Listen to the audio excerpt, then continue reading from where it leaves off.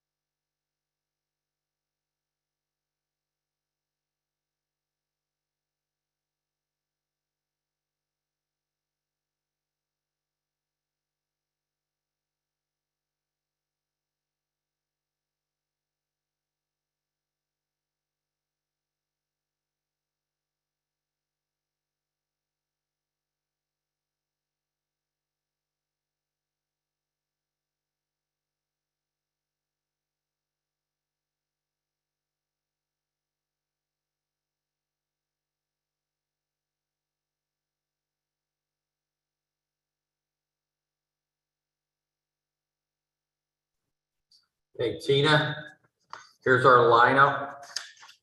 Okay, go ahead. Case number 20.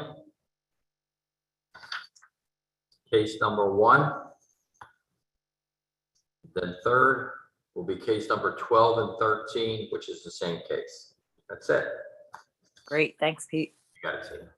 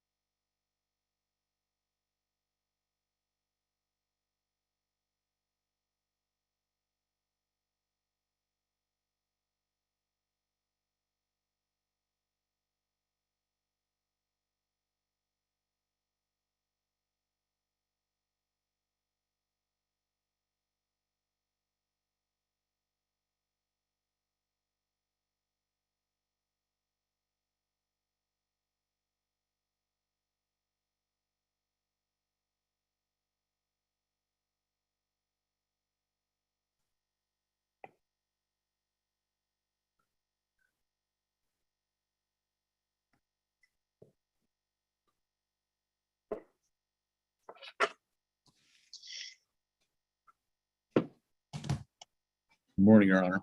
In the name Morning, of the everyone. Commonwealth of Pennsylvania, this Court of Common Pleas Civil Trial Division is now in session. The Honorable Dennis P. Cohen presiding. Good morning, Your Honor. Morning, everybody. Morning, Judge. Morning. Your Honor. So I hope the Phillies I hope everyone's enjoyed the Phillies' ascent to the World Series. Something at least I never expected would happen, at least not this year. So hope Phillies fans enjoy it. And it's a good time for sports in Philadelphia. So Pete, what's the first case? Your Honor, your first case today on your discovery list is case number 20. I'm going to ask counsel for the move-in to identify yourself for the record and who you represent. Good morning, Judge Alex Eider, Morgan & Morgan, on behalf of the plaintiff, Mr. Shelton Malesio. And Mr. Hyder, how are you today? I'm well, Judge. How are you? Very good. I'm going to ask the respondent to identify themselves for the record and who they represent.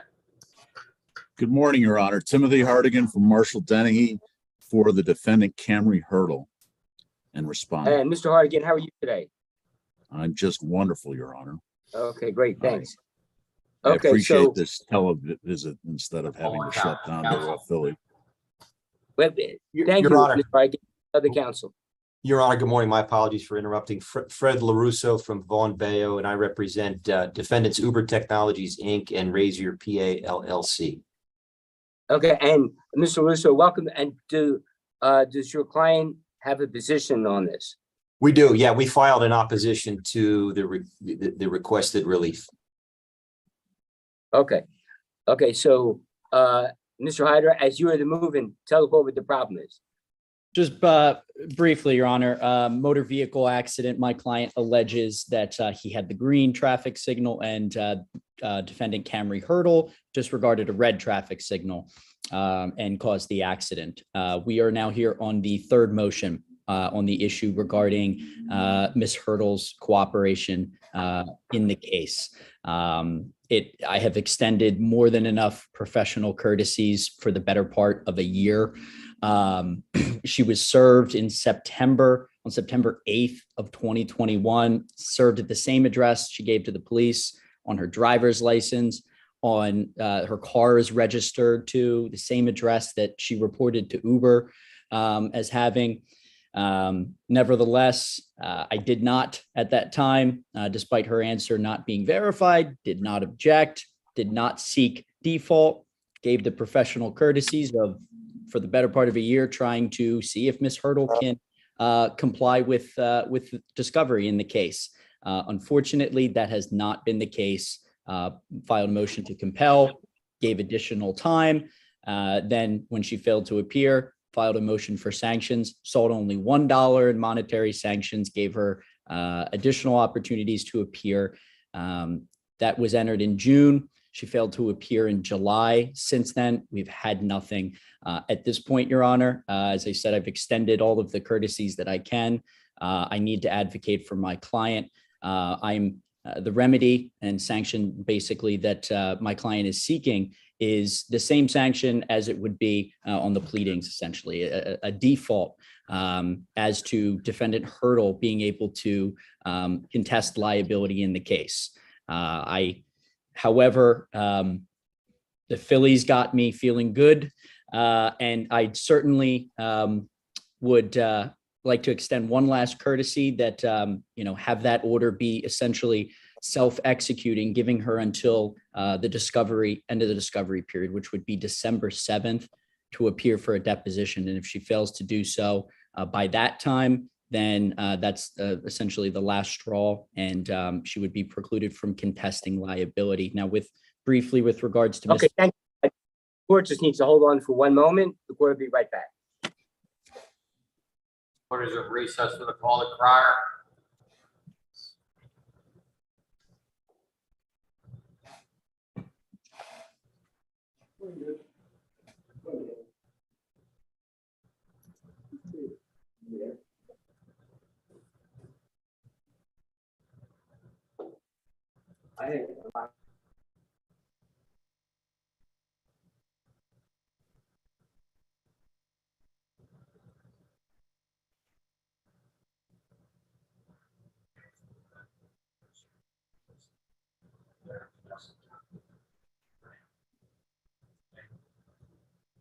You're on mute, Your Honor.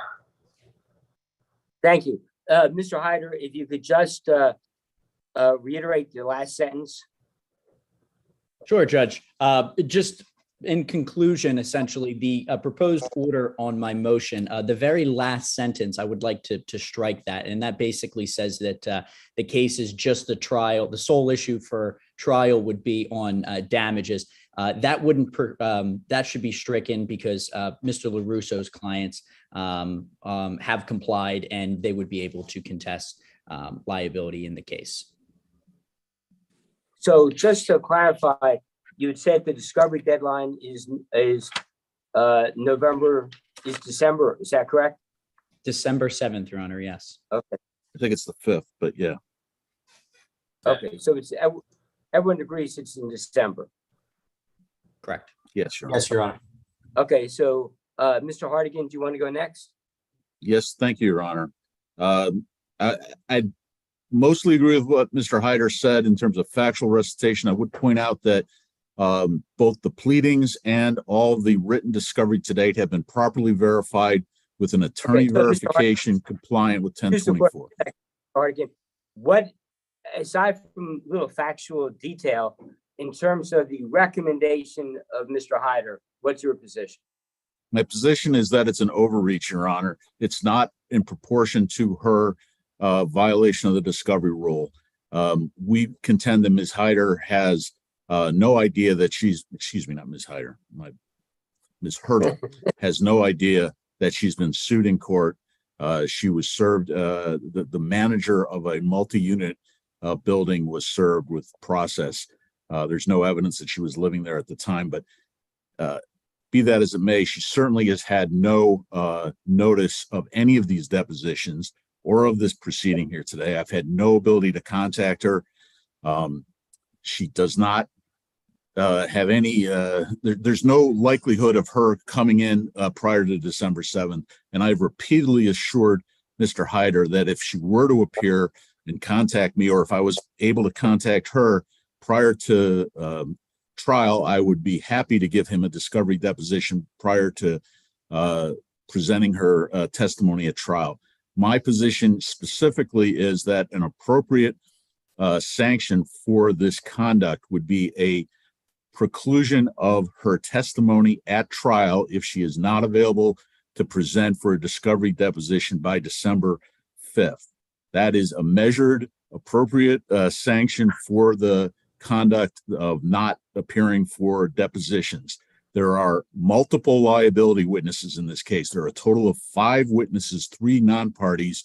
The 3 non-parties have been deposed. One of them, I believe, is squarely in favor of Ms. Hurdle's position. The other 2 are a little bit confusing, but probably come down mostly on the side of the plaintiff's position. And of course, plaintiff has yet to testify, but is presumably going to testify in support of his own position on the issue of who had the traffic light.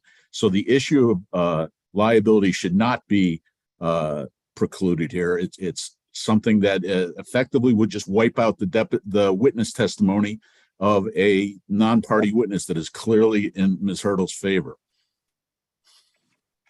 The appropriate sanction is preclusion at trial of her testimony if she does not appear by the end of the discovery period. Okay, and of course, everyone agrees upon the court hasn't heard from Mr. LaRusso yet, but so far everyone agrees upon the date of the discovery deadline. The question is whether or not the sanction should be preclusion of the defendant's testimony or preclusion of the defense. Yes. Correct? Okay, Mr. LaRusso? Oh, thanks, Judge. Yeah, I mean, my client's primary concern at the outset was the requested relief in the plaintiff's motion, and it was very broad that essentially asked the court to make this a case for damages when my client is being sued individually. There are theories of vicarious liability, agency theories alleged against my client, and the requested relief that was included in the motion would have essentially stripped my client of the opportunity to defend itself. That's on the front end, but I understand from Mr. Hyder's representations that they will concede that that aspect of the proposed relief is going to be removed. As far as the actual issue before Your Honor and the sanctions that should apply to Ms. Hurdle's failure to appear for deposition, there's, I think, a very significant fact that needs to be clarified for Your Honor. And that is with respect to the service that did or did not occur on September 8th. Mr. Hyder suggested that service was made at the address provided. Mr. Russo, we're not here. That has nothing, with all due respect to your argument and Mr. Hardigan's argument, that has nothing to do with the discovery. This is separate for that issue. This is not the forum for it. Understood, So, Your Honor. We're not going to entertain anything further about it because it's a non-issue for today. Understood. The only relevance, if I may, Your Honor, it was just really to whether or not the conduct in failing to appear is actually something that sanctions is intended to address. And that's all, Your Honor. I'll leave it at that. Defense had plenty of opportunity to raise this issue already. The discovery court is not the forum for it. So what we know for sure is there were two court orders out there that the defendant failed to comply with.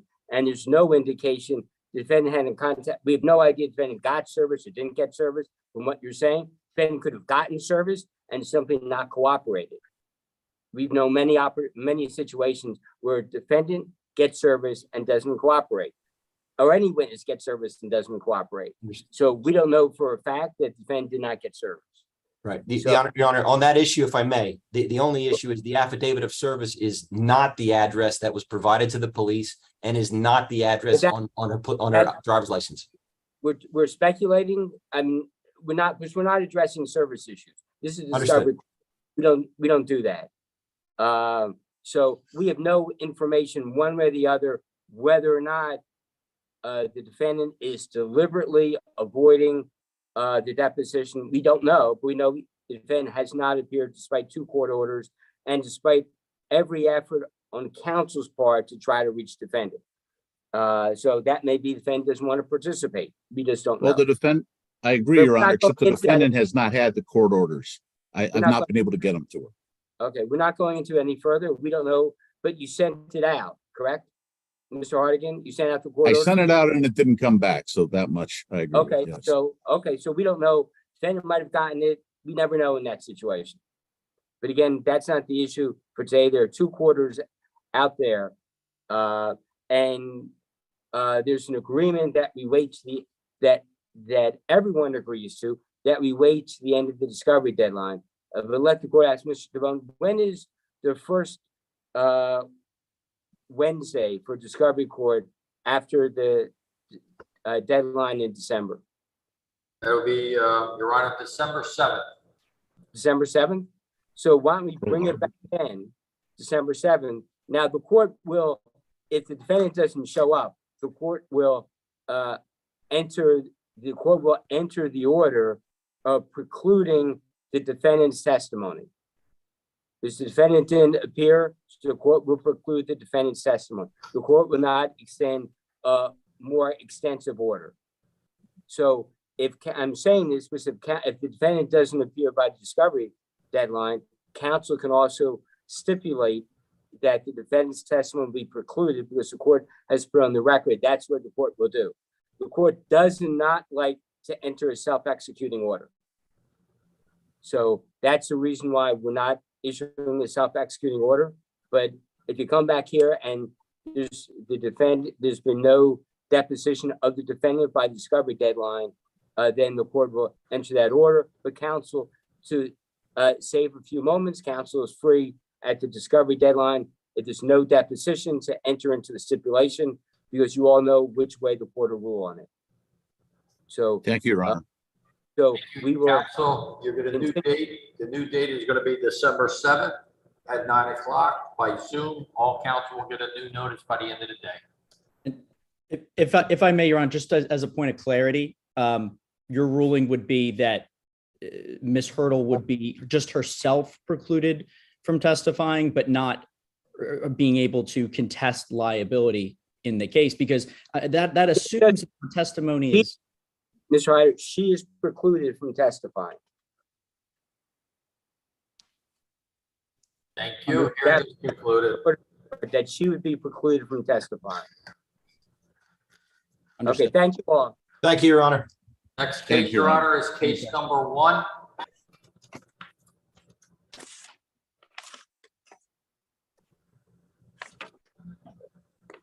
Here we are.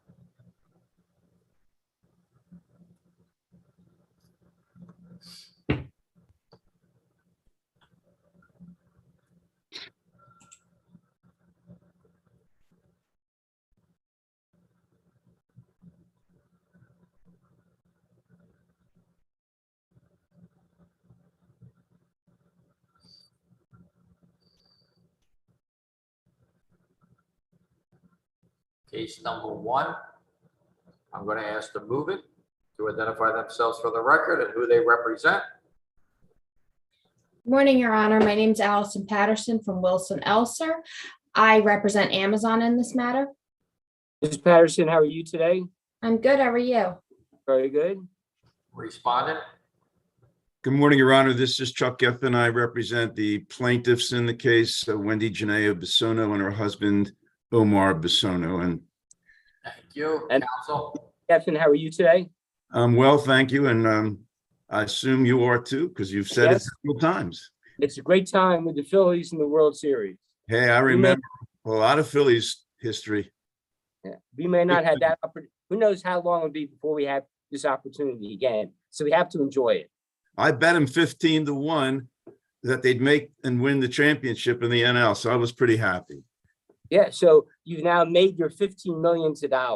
Yeah, I made $70. Yeah. And you don't have the 15 million, you don't have to share with anybody. You don't have to take this 30 or 40%. Right. Okay. Yes, Mr. Horn. Good morning, Your Honor. My name is Chris Horn. I represent the co-defendants Myers. I'm just here to observe. Thank you. Okay, thank you.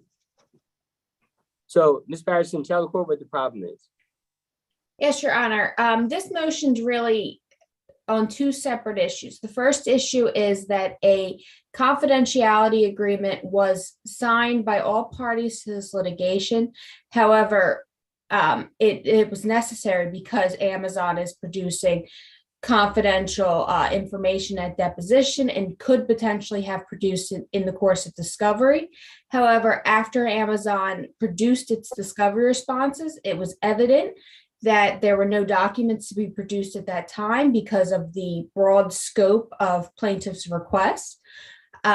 After producing these discovery responses, plaintiff's counsel then said he is voiding the confidentiality agreement outright. Therefore, we can't proceed with presenting anybody at deposition or Ms. Patterson, what was the rationale that plaintiff's counsel used for voiding the confidentiality agreement? Well, Your Honor, Wait, Mr. Geffen, the court first wants to hear that from Ms. Patterson. Your Honor, my understanding is that the rationale is simply that Amazon didn't produce any documents and therefore the confidentiality agreement was unnecessary. And does the confidentiality agreement cover both documents and information unrelated to document that are not in the they're not in the documents? Yes, Your Honor. Okay. Okay, and the court interrupted your presentation. Is there anything else you want to bring the court's attention? Yes, Your Honor. The second part of this motion is that plaintiff's counsel is attempting to schedule the deposition of an Amazon corporate designee, which of course can't be done without the confidentiality agreement. And additionally, we have yet to receive a notice of deposition that outlines proper areas of inquiry. At this time, the only notice we've received is for a deponent to be deposed on the allegations of the amended complaint, as well as discovery produced by Amazon. As I've stated, Amazon has not produced any documents at this time because there are no documents to produce. Amazon simply did not employ the plaintiffs. Patterson, the court, sorry, you said Amazon has not produced any documents because there are no documents produced. Can you tell us the reason? The court understands no documents were produced, but what was the reason why no documents were produced? If you can, because I think that's part of your argument, the reason why no documents were produced, other than simply arguing no documents were produced. Yes, Your Honor. No documents were produced because the documents that were requested were, well, the requests themselves were simply overbroad. They requested all training documents regarding dog bite incidents, as this was a dog bite incident case, with no limitation in time and scope or as to the plaintiff. Secondly, plaintiff herself was not an employee of Amazon, but was an employee of a third-party company who is not named in this lawsuit. Therefore, She was an independent contractor, correct? yes, Is Your that Honor. that Amazon used to make deliveries? Yes, Your Honor. Okay. And Amazon did not train her, has no documents to produce regarding her training. That would all have to come from her actual employer, the third-party company. And as far as the amended complaint, plaintiffs are seeking somebody to testify as to the. Or just ask you a question before you get to the amended complaint. Ms. Okay. Patterson, the person you're referring to, the driver, you said was not an Amazon employee, but the driver drove an Amazon truck? Your Honor, I'm not sure about that. I don't believe it was an Amazon vehicle. Regardless, this incident has nothing to do with her driving. This is a dog bite incident that happened when she was delivering a package.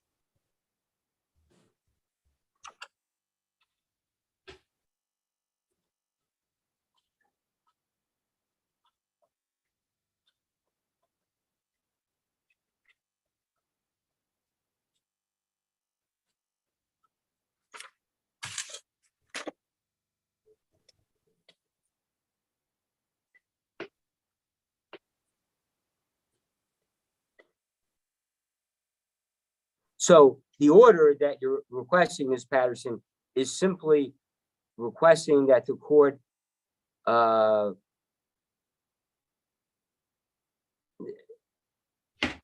quash the notice of deposition, and that the court orders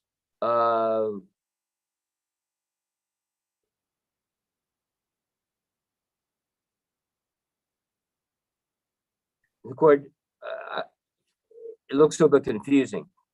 It's that the court quashed the notice of deposition, that the protective order, the court's not sure what it reads. Yes, Your Honor. The court's not sure, because I thought you were, the court thought you were asking that the protective order be granted, but then you said prohibiting the deposition of Amazon. So the last few words seem to relate to the first part of what you're asking for, but it's the order as the draft is a little bit unclear. Yes, Your Honor. The order that we're seeking is to quash the deposition notice and to prohibit the deposition of Amazon, as well as to enter the protective order that's previously been signed by the parties and essentially reject plaintiff's counsel's voiding of that agreement. Okay, so the words "and prohibiting the deposition of Amazon," does that have any legal effect? Because you're already asking that the notice of deposition is quashed. So if you can take a look at the last few words, "and prohibiting the deposition of Amazon," that's what's confounding the court. Yes, Your Honor, I understand. We can just strike that last 5 words then. Okay. Just leave it at the protective order and the motion to quash. Okay, so issues, and you're asking that the court quash the notice of deposition because plaintiff withdrew from the confidentiality agreement. Is that correct? Yes, Your Honor. And additionally, because the notice of deposition as written is so vague and overly broad that Amazon can't possibly determine a corporate designee.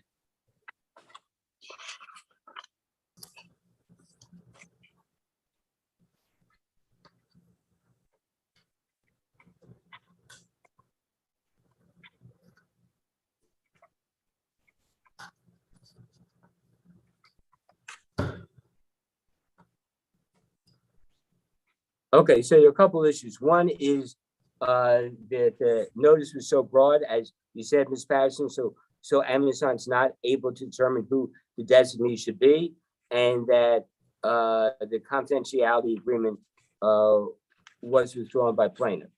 So, Mr. Geffen, would you respond, please? Yes, Your Honor. I think Amazon starts off with the proposition that they have no duty whatsoever to provide any documents or information for a delivery service employee who is not a specific employee of Amazon. So what they're talking about is really the issue of whether they have a duty, which is really an issue for summary judgment. It's not for deposition. And Mr. Geffen, that's not the issue. Court appreciates your argument. That's not the issue. But that's where they're coming from in terms of that's why they don't want to produce anybody, because we That's have not- asked. That's not, All right, Mr. well, let Geffen, me, that's not the issue before us. I Court's not understand that. on that issue. The issue with the notice is she states that the language is overbroad, and she has no idea, the defense has no idea who they can select as a designee. That's your argument.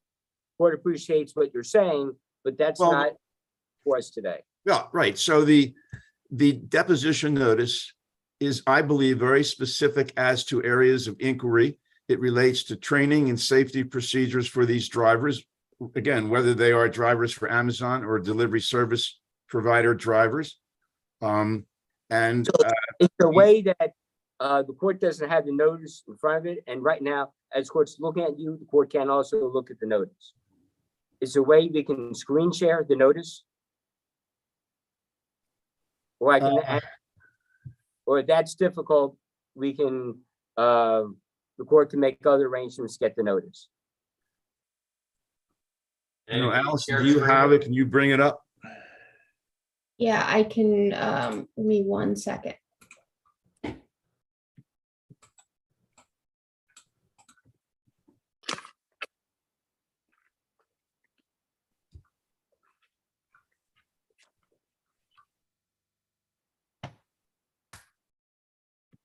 One second, I'm just waiting for this email to send over. I'm on 2 separate computers.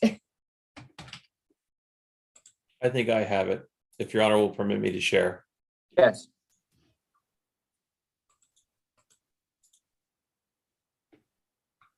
I believe this is the correct one. Can everybody see that? Yes.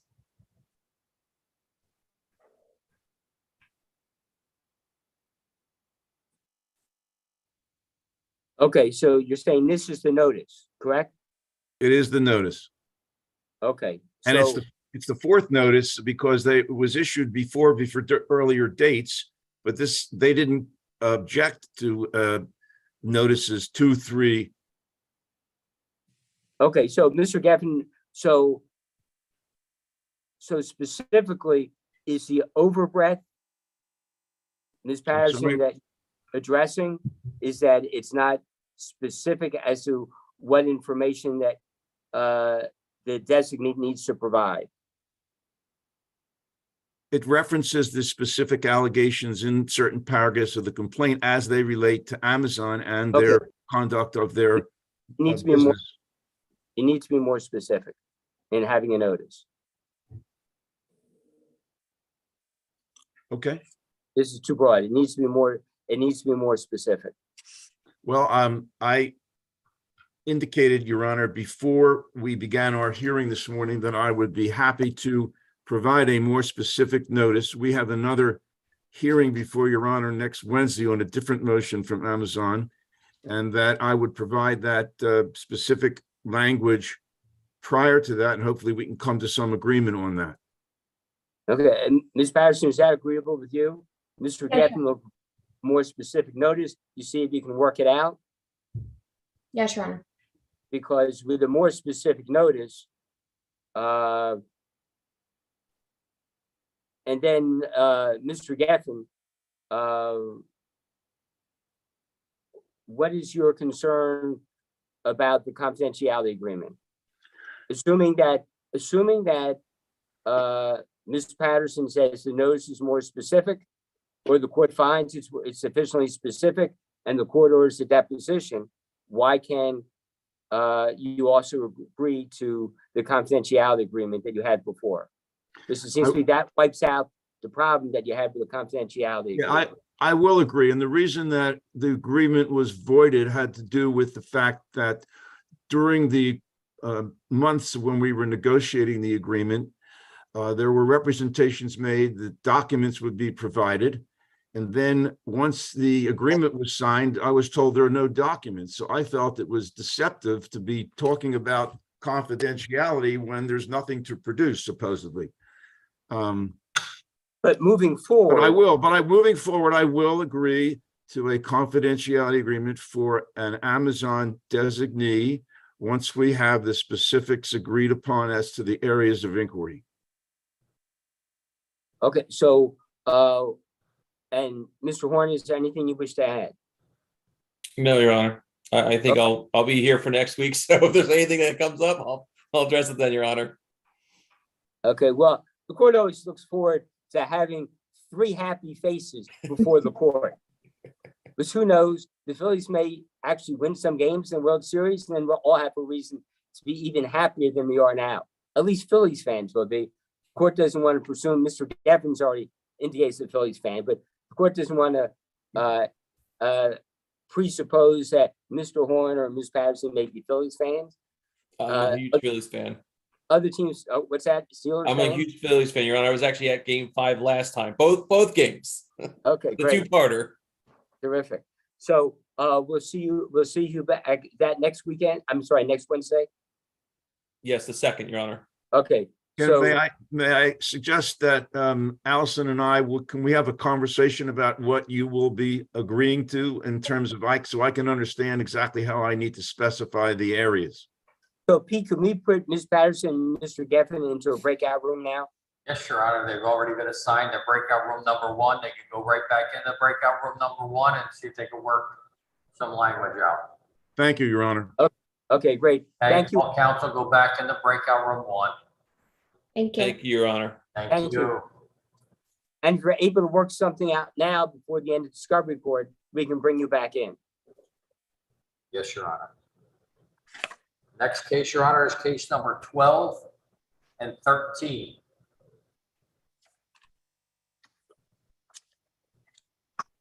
Case number 12 and 13. I'm going to ask the plaintiff to identify themselves for the record and who they represent. Good morning, Your Honor. Daniel Craig. I represent the plaintiffs, Tim and Jen Finzer. And Mr. Craig, how are you today? Your Honor, I'm great. I actually have tickets to Game 5 of the World Series, so I'm very You excited. should be great then. That's I'm terrific. doing wonderful. Hopefully, this is something that you'll never forget. And hopefully, Hopefully you'll it's never a forget feature. it for positive reasons. I'm hoping so too, Your Honor. Defendant, identify yourself for the record and who you represent. Good morning, Your Honor. My name is Robert Ferrara. I have the pleasure of representing Mr. McLaren and Giant Food Stores. Okay, so the court wishes you both a welcome back sign. Because the court appreciates we've been all together before on other matters regarding this case. So, Mr. Craig, tell the court what the current problem is. Well, Your Honor, just to be clear, there are 2 pending motions, but the first one we're here to address is our motion to compel a corporate designee deposition. For context, Your Honor, this concerns a corporate designee notice that we sent back in February of this year. When we were given a court order for that corporate designee deposition, defendants filed 6 motions opposing the corporate designee that we had to respond to, therefore delaying that corporate designee deposition over the course of 8 months. Now, we filed this motion following your order regarding the forum nonconvenience discovery. It's our understanding based on your order last week that there is basically a stay on discovery for matters unrelated to forum nonconvenience. And so while we appreciate your Honor's order and wish to follow it, considering the incredible delay in securing this corporate designee deposition, the plaintiff actually asked that the court relist this motion for 30 days from today, so that once the forum nonconvenience issue is resolved, if it's in our favor, if not, but if it's resolved in our favor, that way we have a court order, or I'm sorry, we have a hearing listed already, so that we can come back to court, hear that corporate designee deposition, as opposed to delaying it any further at this point. So you don't need the corporate designee to testify regarding the forum nonconvenience issue. Those are not, the topics in the corporate designee notice are not related to forum nonconvenience. Okay. And that's why while we really, we don't want to give up the pending motion because of the delay, because this is regarding a notice back in February, but we also respect the court's ruling last week clarifying the order regarding forum nonconvenience. So in order to not give up our ability to secure that, especially considering we have a January 3rd discovery deadline, we would just ask that the court relist the motion for a month so that hopefully by then the forum nonconvenience issue is resolved, and that way we'll still have our pending motion for this deposition. Your Okay. Honor, if I may be heard, Yes, Your Honor, I'm going to oppose this. I'm going to, and let me give the court my reasons for it. When this court entered its November 7th order, plaintiff's governor knows that the court's order, scheduled these depositions, then turn around and filed a motion to compel and a motion for sanctions, now which they're saying they want to push back. It's my contention that if it's not even ripe, because this court, we've revisited this already. This court has issued the November 7th order. The court then recast the order last week. And now we're sitting in a situation where they want to actually move a motion to compel and a motion for sanctions predicated on a notice that should have never been issued in the first place. Moreover, Your Honor, there's been another order in this court for a confidentiality agreement. I provided them multiple versions and copies and acquiesced to them. Finally, I sent it to them in worded version. They refuse. They refuse to respond. They refuse to make any additional changes to it. They just ignored it. for us, the confidentiality agreement. What? That's not the issue. The confidentiality agreement is not an issue before us today. Well, actually it is, because the depositions are going to get into matters which are going to implicate this. So, but anyway, what is important for purposes of today, if I were to Been give- ordered, already orders about it, so it's a non-issue. There Okay. already been orders. I about don't, the- Your Honor, about the- We're not, this is the basis of the order that was already done. There's plenty of opportunity to have done that, but that's not before us today. what is before us, though, is their motion for sanctions and a motion to compel, because we did not, and despite your order on November 7th. I'm sorry, But September as to this- 7th, September 7th. I apologize. It was September 7th. You issued an order. That I was can just- screen share it with you. that was Judge Allen's order on September 7th, correct? No, it was you, Your Honor. I could screen share if you'd like. Let's see. I think, if I can clarify, I think we're talking about two separate orders. There's the order regarding forum nonconvenience, which is September 7th. And I think either on or about the same time, there's Judge Allen's order ordering the corporate deposition, which I will point out, Your Honor, was given a specific date prior to your order regarding forum nonconvenience.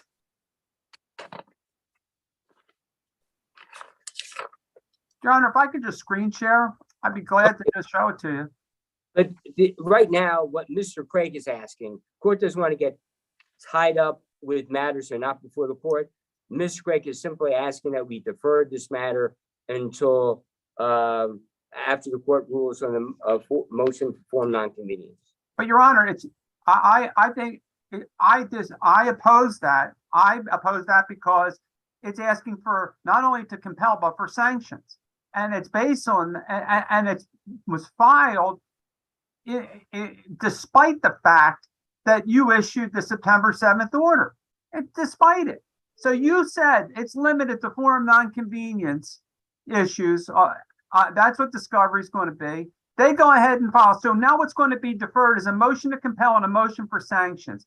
I take the position that if that is not even ripe for determination, because we are still in this forum nonconvenience situation. We are trying to get dates. I've put numerous requests out to council for dates. They're not thumbing their nose at me now. or a plaintiff, they're thumbing their nose at me on this, won't give me any Ms. date. Ferrara, let's move on to your motion. Who's my motion? Yeah, your motion, there's a motion to compel authorization. Okay, Your Honor, I'm sorry, did the court rule on the first No, motion? the court's not ruling it. We're moving on to your motion. Okay, so our motion was to ask for authorizations. Again, we've been asking for authorizations for quite a long time.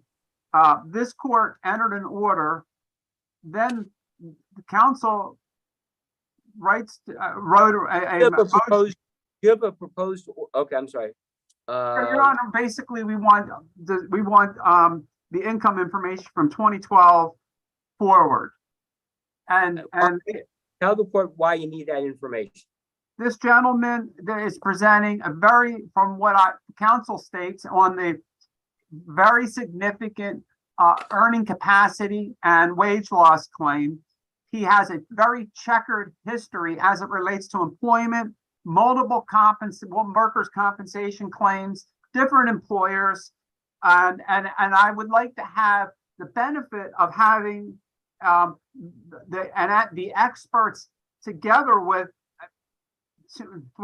and the jury to see what his earnings actually were for a broader period of time, all of which is necessary. So the court still stuck why it's necessary for the last 10 years. Because if a person went on the workers' comp 3 times, had different jobs, and now is going to come in the court and say that their future economic earnings are X, can't we look at their history? We need a So broader when did the plaintiff go in workers' comp? Your Honor, if I may respond and Well, clarify. I actually can answer We're not that done yet. question. When, in a moment. But once Well, in this case, he went in 2020, but he also had a 2017 comp case. He also had a comp case in 2010. He's also been working between those comp cases. So you have a 2010 comp case. Then you have him working. Then you have a 2017 comp case. Then you have him working, and now you have a 2020 comp case. And I'm looking at this, and in order for us to adequately look at what this man's if indeed this man's economic horizons have been affected, I think our experts and us and defendants have the right to look at the full scope of things. There's no prejudice or hardship to him. The court appreciates that you think you're entitled to it. Of course, there are no entitlements in the rules of civil procedure. It's the court decision. So aside from asserting entitlement, it's helpful that you explain the need. You've done a lot of discussion about entitlements or about rights. So so you said there was a comp case. Does that mean there was a lien? Are you saying when you On this, in 2020, 2017, and 2010, you saying there were worker comp liens for those years? Your Honor, I at this point don't know what the comp lien is for the 2020 matter because none has been produced. The 2010 and the 2017, I don't know off the top of my hands, and I'm not going to make a misrepresentation. Oh, but I've been advised, yes, there are. Yes, there were for the prior two. Your Honor, if I may. 2010 or 2010. Thank you, Mr. Craig. So plaintiff actually has produced tax authorizations from 2015 forward. Now, the plaintiff started working in his current job at 2014. So the tax authorizations from 2015 going forward will be the most accurate representation of his income going forward for any purposes of wage loss. And for context, the workers' compensation, so first of all, that would cover the period covered by the 2017 workers' compensation case. Now, the 2010 workers' compensation case wouldn't even be covered by what the defense is asking for because they're asking for 2012 forward. The fact is 2015 going forward tax authorizations, which we have already produced, is more than reasonable and gives an accurate portrayal of his wages going forward. And going back to 2012 is simply unreasonable. Your Honor, my understanding is, Mr. Ferrara. Mr. Craig, you're asserting wage loss? Yes. Okay. Your Honor, my understanding is this gentleman previously had his own cleaning business. And so we need to get into some of that information as well. And Okay, and what's the, one second. The tax authorizations from 2015 forward have been produced. So you're just asking for, the only issue before us is 2010 to 2015, is that correct? it was actually only asked for 2012 to So you're asking for 2012 to 2015, yeah, on top of it. because actually for 2012 through 2014. So you're asking for those 3 years. That's the only that's before us. Yeah. Is that That is 2000 what's before this Three. court. And those are 3 years before plaintiff's current job. Is that what you're asserting, Mr. Craig? Yes, well, he started working at his current job in 2014, so it would have covered that period. Yeah. Okay, and what's the status of that? Are you waiting for IRS to provide the information? Well, we provided the authorizations. Right, so it was provided, you turned it over to Mr. Ferraro for Mr. Ferraro to submit it, correct? Correct. Okay, so Ms. Ferraro, what is the status of those authorizations? We're still waiting, Your Honor. They've been submitted and we're still waiting. Okay, thank you. The court will take a brief recess. Thank you. Thank you.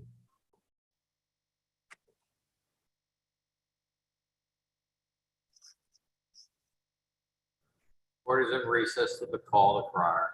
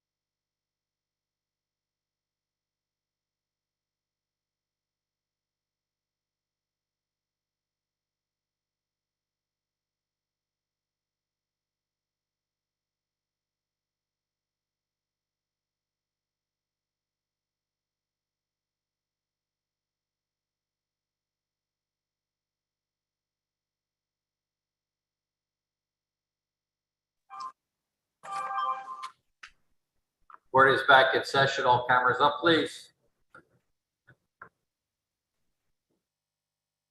Okay, so the court has heard many arguments back and forth, so the court is now prepared to rule. There are two motions before the court. So first, we'll address the matter raised by the defendants on control number 22091177. This relates to the motion to compel authorizations. The only issue before us are authorizations between the years of 2012 to 2014, because the authorizations from 2015 to the present have already been signed off on by plaintiffs. So the issue for the court to rule is 2012 to 2014, and the court will grant that motion, ordering the authorizations from 2012 to 2014. Now, Mr. Craig, is 10 days sufficient? Your Honor, I would ask for 15. That's okay. Okay. Do you have any problem with that, Mr. Ferrera? I would prefer 10. You have no problem with the 15? Well, I mean, we are dealing with the IRS and a lot of other issues with discovery, but I mean, whatever the court wants to do, Okay, we'll make it 15 days. The court doesn't think that 5 days, one way or the other, is going to be that critical to IRS. okay. And don't forget, they're supposed to be getting more employees. At least that's what we've all heard. For what purpose? But that's an issue. That's an issue for another day. So that was the defense motion. As to the plaintiff's motion, since Mr. Craig, you do not need the corporate designee for the purpose of the form non-convenience motion, correct? Correct. So the court suggests either you withdraw the motion or the court can deny it as moot. And then there should be a new motion filed after the court renders a decision on form non-convenience, assuming for the sake of discussion that the court keeps it in Philadelphia, then you can move forward accordingly. If the court, for sake of discussion, doesn't keep it in Philadelphia, then you don't need to file another motion before us on the corporate designate. Okay. So Understood. do you want to withdraw it, or do you want the court to deny it as moot? We'll withdraw it. Okay. Case number 12 is withdrawn. Okay, gentlemen, thank you both very much. Enjoy, Ms. Gregg, enjoy watching Game 5 of the World Series. Maybe get tickets for the other games if there are other games. Hopefully so. Hopefully they'll sew it up on Game 5 so you will see it. That's what I'm praying for, Judge Collins. Myself and maybe Mr. Ferrara will just enjoy watching on TV. Look for me on TV. Okay. Your Honor, I'm just going to be working hard on this case with the Phillies playing in the Sure. background. You know, I can't afford those fancy seats. You know, I'm just a poor and defense so- lawyer. As Mr. Ferrara has mentioned, he's going to be working so hard, and he'll be concentrating so intensely, he may not even have it on TV or on the radio, correct? Because he's so dedicated to his clients. Indeed, Your Honor. Right? Let the record Okay. reflect that. That And is Your all- Honor, I was going to have a Phillies background, but I didn't know if that would be inappropriate. And for future reference, would that be something the court would frown upon? for future reference, especially during the World Series, the court would be happy to see any Phillies background. All Yeah, right, and- I actually had Everyone's it. that. I wasn't sure. I didn't want to be held in contempt. No, and Mr. Craig can also show us the Philly tickets that he has, I certainly will. whatever of it. So we'll get various thrills from it. So anyway, gentlemen, thank you both very much. These two matters now completed. Thank you, Your you. Honor. So you'll get Everyone a have- indication of your order. Thank you. Everyone have a great day. Enjoy the games. Take care. Okay. Enjoy working, Mr. Ferrera. Thank you, Your Honor. Your Honor, that concludes our discovery list. Can I adjourn court? Yes, you may. Court is adjourned on the call of the crier.